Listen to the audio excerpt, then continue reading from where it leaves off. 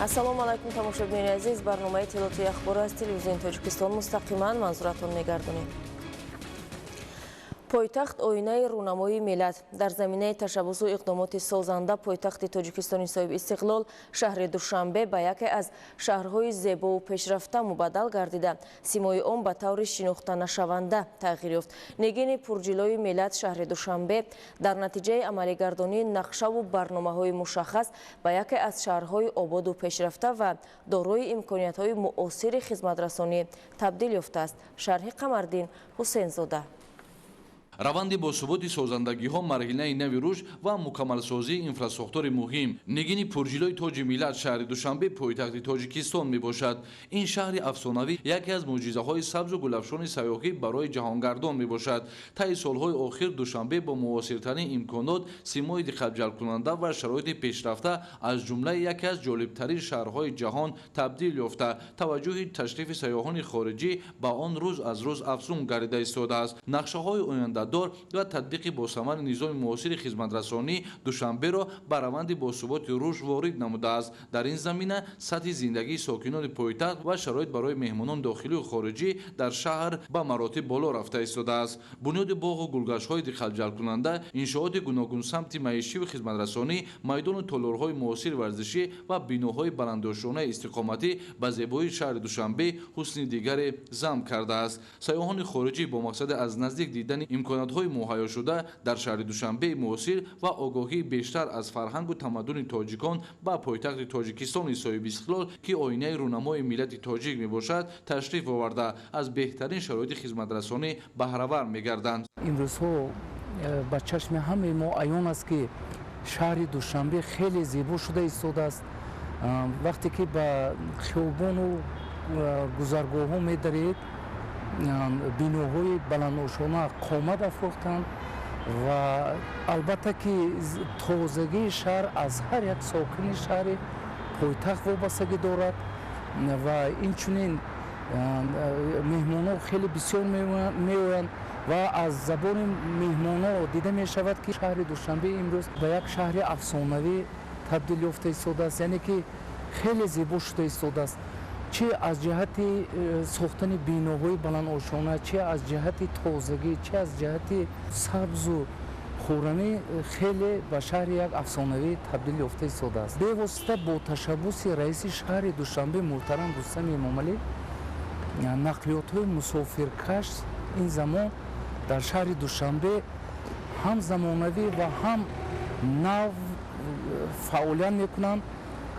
имрӯзҳо дар шаҳри Душанбе нақлиётҳои мусофиркаш саривақт ба истгоҳҳо омада боз мераванд. имрӯз агар дар кӯчаҳои Душанбе гашту гузор кунед, хеле зебост, яъне бо дарахтҳои сояафкан, гулҳои мавсимӣ шинонда мешавад, ки аз зебогиаш инсон чашм канда наметавонад. таи солҳои охир шаҳри Душанбе ба унвони яке аз 10 шаҳрҳои амнтарини ҷаҳон мавриди таваҷҷӯҳи бештари оламиён қарор гирифта, ба макони баргузории ҳамоишҳои бузурги минтақавию байналмилалӣ, мусобиқаҳои бонуфузи варзишӣ ва чорабиниҳои сатҳи баланд табдил ёфтааст, ки бештар натиҷаи сиёсати созандаи президенти ҷумҳурии Тоҷикистон, пешвои миллат муҳтарам Эмомалӣ Раҳмон ва тадбирҳои пайвастаи раиси шаҳри Душанбе муҳтарам Рустами Эмомалӣ мебошад. дар пай амалинамоии низоми муосири шаҳрсозӣ ва мукаммалсозии инфраструктури зарурӣ шаҳри Душанбе ҳамчун шаҳри дорои имконоти васеи сайёҳӣ, истироҳату фароғат ва илмомӯзӣ мубаддал гардидааст. баргузории чорабиниҳои сатҳи ҷаҳонӣ дар қалби Тоҷикистони соҳиби истиқлол шаҳодати эътирофи ҷаҳонии Душанбе ҳамчун мизбони ҳамоишҳои бонуфуз ва шаҳри амну пешрафта мебошад. бовар аст, ки бо таҳризии нақшаҳои нав ва татбиқи барномаҳои рушд шаҳри Душанбе дар оянда низ дар сатҳи ҷаҳон шоиста муаррифӣ гардида унвони мақоми арзандаеро касб мекунад. Қамардин Ҳусейнзода, Баҳодур Ҳасанзода, шаҳри Душанбе, Ахбор. дар паёми навбатии президенти ҷумҳурии тоҷикистон пешвои миллат муҳтарам Эмомалӣ Раҳмон дар бораи самтҳои асосии сиёсати дохилӣ ва хориҷии кишвар ба Маҷлиси Олии ҷумҳурии Тоҷикистон вобаста ба тақвияти корҳо доир ба истифодаи самараноки захираҳои мавҷуда ва рушди иқтидори истеҳсолии кишвар, ҳамчунин баланд бардоштани рақобатнокӣ ва гуногун навъии истеҳсолоти саноатӣ, сарвари давлат муҳтарам Эмомалӣ Раҳмон ба масъулин дастуру супоришҳои мушаххас доданд. Соҳибкорони вилояти мухтори Кӯҳистони Бадахшон ҷиҳати саҳмгузорӣ дар рушди соҳаи саноат ва истеҳсоли маҳсулоти воридот ивазкунанда дар ҳудуди вилоят ҳавасмандӣ зоҳир намуда, корро дар ин самт вусъат мебахшанд. Моҳираи Тоҳир гузориш медиҳад. баъди ба даст овардани соҳибистиқлолӣ дар кишвар соҳаи саноат комилан тағйир ёфта, таваҷҷӯҳи асосӣ ба тақвияти истеҳсолот ва содироти маҳсулоти тайёр бо роҳи воридот намудани технологияҳои нав, истифодаи ҳарчи бештари манбаъҳои ашёи хуми маҳаллӣ, коркарди пурраи он ва истифодаи васеъи захираҳои меҳнатӣ равона карда шуд. Дар натиҷа танҳо дар 5 соли охир дар дохили кишвар ба маблағи умумӣ беш аз 44 миллиард сомонӣ маҳсулоти ивазкунандаи воридот истеҳсол карда шуд, ки боиси хеле коҳиш ёфтани вобастагии бозори истеъмолӣ аз маҳсулоти воридотӣ гардид. Қайд доштанд пешвои муаззами миллат президенти мамлакат муҳтарам Эмомалӣ Раҳмон дар паёми навбатии хиш дар ин замина бо мақсади зиёд кардани ҳаҷми истеҳсоли маҳсулоти саноатӣ давоми соли сипарӣ дар вилояти мухтори Кӯҳистони Бадахшон 138 коргоҳу корхонаҳои саноатӣ фаъолият дошта маҳсулоти зиёди саноатиро истеҳсол намуданд. асосгузори сулҳу ваҳдати миллӣ, пешвои миллат, президенти ҷумҳурии Тоҷикистон муҳтарам Эмомалӣ Раҳмон 28 декабри соли 2024 дар паёми худ қайд намуд, ки дар ҷумҳурии Тоҷикистон ҳаҷми маҷмӯи маҳсулоти саноатӣ аз 27 миллиард ба 53 миллиард сомонӣ расонида шуд, ки қариб 2 баробар зиёд мебошад. Дар вилояти мухтори Кӯҳистони Бадахшон бошад 138 коргоҳу корхонаи саноатӣ фаъолият дошта, дар онҳо номгӯи зиёди маҳсулоти саноатӣ истеҳсол мешавад. инчунин дар ҳудуди вилояти мухтори Кӯҳистони Бадахшон ба ҳолати 1 декабри соли 2024 ҳаҷми истеҳсоли маҳсулоти саноатӣ нисбат ба ҳамин давраи соли гузашта 43.3%, ё ин ки 82.3 миллион сомонӣ зиёдтар мебошад. хушбахтона солҳои охир як қатор корхонаҳои саноатӣ ба фаъолият шурӯъ намуданд, ки дар рафти саноаткунонии кишварамон саҳми беандозаи худро гузоштанд. дар давраи соҳибистиқлолии кишвар ҷиҳати ҳалли мушкилоти соҳаи энергетика ва рушди он 34 лоиҳаи давлатии сармоягузорӣ ба маблағи 57.2 миллиард сомонӣ амалӣ карда шудааст. Оло дар ин самт боз 17 лоиҳаи давлатии сармоягузорӣ ба маблағи 16.4 миллиард сомонӣ татбиқ гардида истодааст. айни ҳол ба маблағи умумии 11.3 миллиард сомонӣ корҳо оид ба таҷдиди нерӯгоҳҳои барқи обӣ ва сохтмони хатҳои интиқоли барқи 500 киловолта ва зерисгоҳҳо идома дошта, бунёди нерӯгоҳи барқи обии Себзор дар ноҳияи Рошқалаи вилояти мухтори Кӯҳистони Бадахшон бо маром идома ёфта истодааст. дар баробари сохтмону таҷдиди нерӯгоҳҳо таъсиси коргоҳу корхонаҳои нав дар ҳудуди вилояти мухтори Кӯҳистони Бадахшон ба истеҳсоли маҳсулоти воридоти ивазкунанда нигаронда шуда, ба таъмини бозори истеҳсолӣ бо маҳсулоти ватанӣ заминаи воқеӣ гузошта истодааст. бояд гуфт, ки ҷумҳурии Тоҷикистон саноаткунонӣ босуръатро ҳамчун ҳадафи чоруми стратегии кишвар қабул намуда, он барои таъмин намудани устувории иқтисодиёт, ташкили ҷойҳои нави корӣ, баланд бардоштани иқтидори содиротии мамлакат ва рақобатнокии он заминаи амиқ мегузорад. рушди соҳаи маориф дар меҳвари сиёсати ҳукумати ҷумҳурии Тоҷикистон қарор дорад. ҳамасола ҷиҳати рушди ин соҳа тадбирҳои созанда амалӣ карда мешавад. идомаи мавзӯъ дар гузориши Исмоил Соҳибназариён ва Мусои Нурмуҳаммад. бо натиҷагирӣ аз фаъолияти соҳаи маорифи вилояти Хатлон дар соли 2024 ва баррасиву пешниҳоди самти кор дар соли ҷорӣ, ҷаласаи кормандони соҳа бо иштироки масъулини вазорати маориф ва илми ҷумҳурии Тоҷикистон, мақомоти иҷроияи ҳокимияти давлатии вилояти Хатлон, мудирони шуъбаҳои маориф ва роҳбарони муассисаҳои таълимӣ баргузор гардид. масъулини риёсати маориф бо пешниҳоди маърузаи таҳлилӣ вобаста ба фаъолияти соҳа иброз доштанд, ки соли 2024 дар даври ҷумҳуриявии олимпиадаҳои фанӣ 541 хонандаи муассисаҳои таҳсилоти миёнаи умумии вилояти Хатлон соҳиби медал, аз ҷумла 14 медали тилло, 52 медали нуқра ва 475 медали биринҷӣ ба даст оварданд. аз олимпиадаҳои байналмилалӣ бошад 446 медал, 54 тилло, 165 нуқра ва 227 биринҷӣ ба даст оварданд, ки нисбат ба соли 2023 61 медал зиёд мебошад.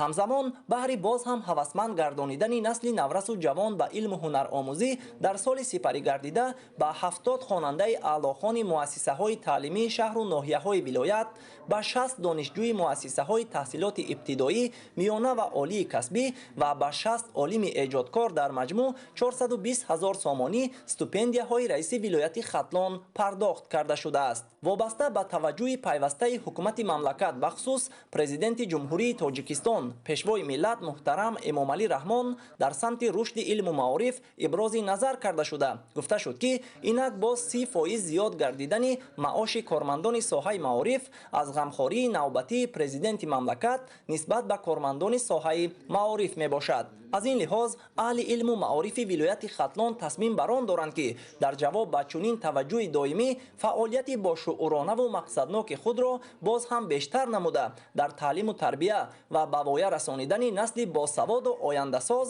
саҳми арзанда дошта бошанд.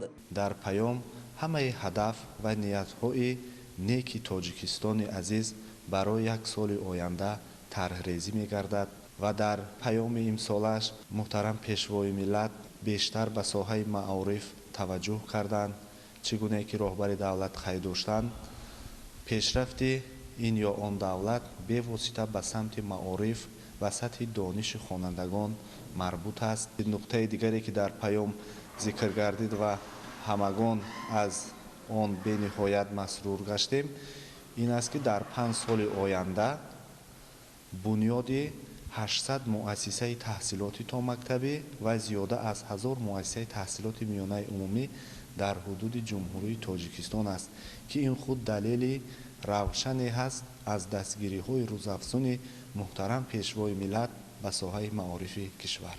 тавре кормандони соҳаи маорифи вилояти Хатлон иброз менамоянд рушди устувору босуботи тамоми самту соҳаҳои хоҷагии халқ ва дар ин замина боз ҳам беҳтару ба талаботи замон ҷавобгӯ гардидани сатҳу сифати рӯзгори сокинон ва тақвияти нуфузу мавқеи Тоҷикистони соҳибистиқлол дар арсаи байналмилалӣ дар паёмҳои солонаи президенти мамлакат ба мақоми олии қонунгузории ҷумҳурӣ мавқеи меҳварӣ дошта, амалигардии он аз ҳар фарди ҷомеа масъулиятшиносиву меҳнати софдилонаро тақозо менамояд.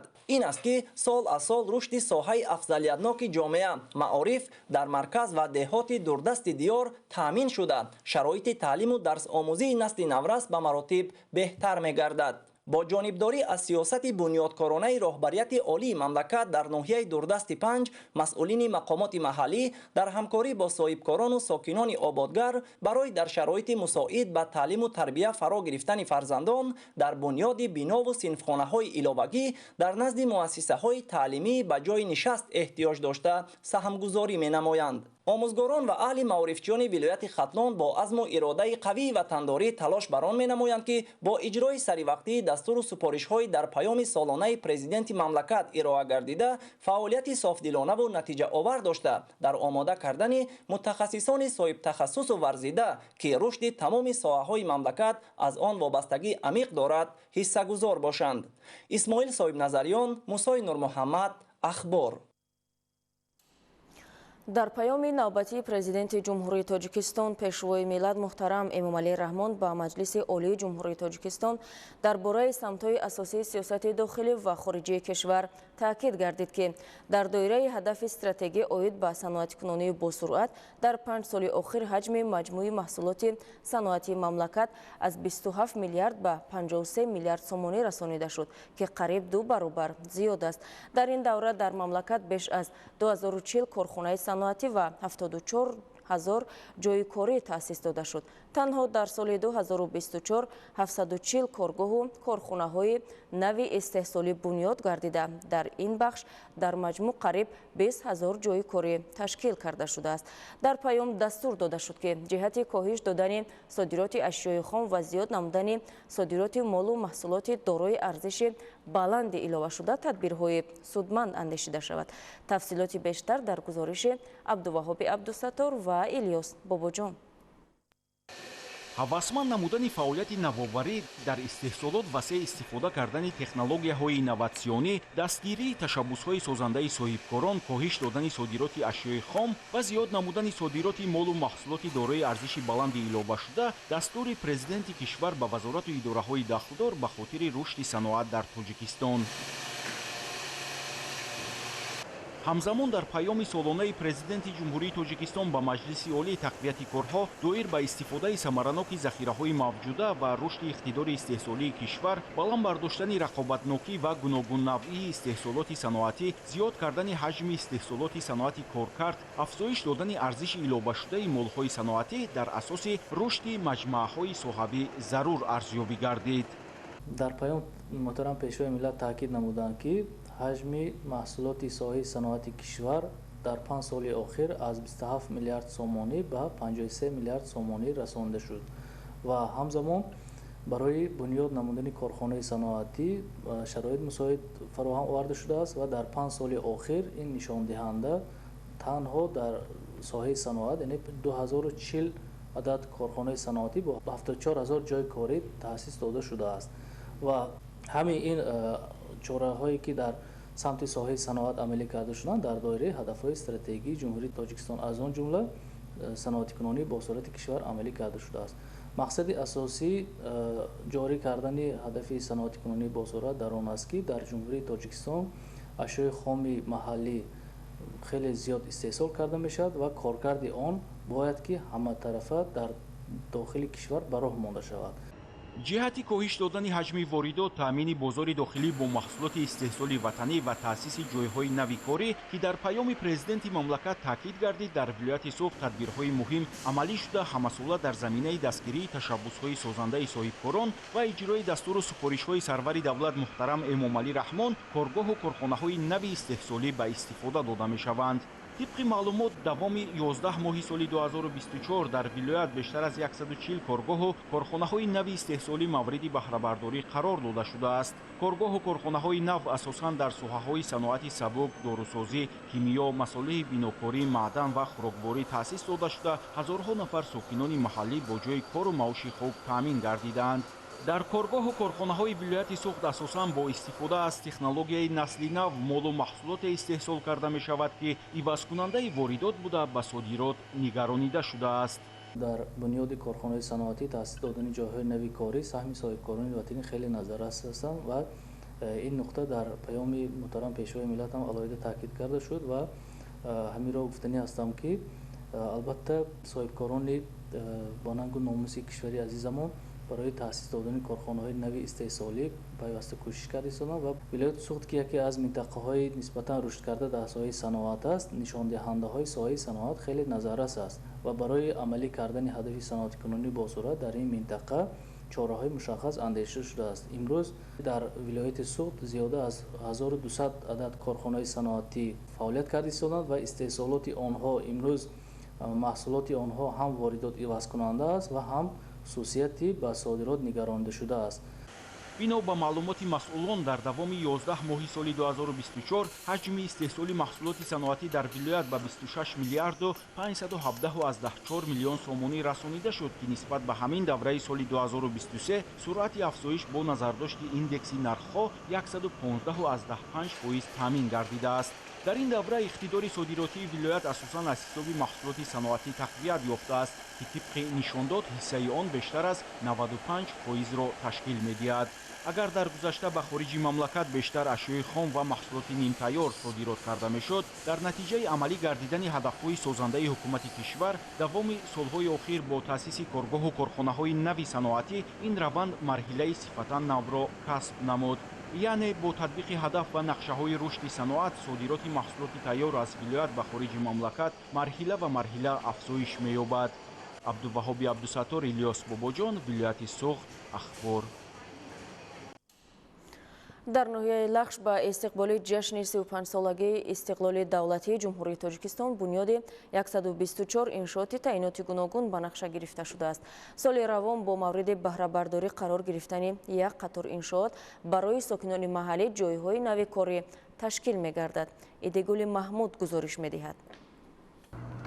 ноҳияи лағш дар партави барномаҳои созандаи ҳукумати ҷумҳурии тоҷикистон сол то сол ободу зебо шуда истодааст. бунёди биноҳои маъмурӣ як қатор ташкилоту муассиса, хонаҳои истиқоматӣ, асфалтпӯш ва чароғонкунии маркази маъмурии ноҳия шаҳраки ваҳдат аз раванди корҳои созандагӣ шаҳодат медиҳад, ки марҳила ба марҳила амалӣ шуда истодааст. аз ҷумла ба истиқболи ҷашни 35-солагии истиқлоли давлатии ҷумҳурии тоҷикистон дар ҳудуди ҷамъиятҳои шаҳраку деҳоти ноҳияи лағш раванди корҳои созандагӣ аз рӯи нақшаи пешбинишуда амалӣ шуда истодааст, то иншооти бунёдшаванда дар муҳлати муайяншуда ва бо сифати баланд ба истифода дода шаванд.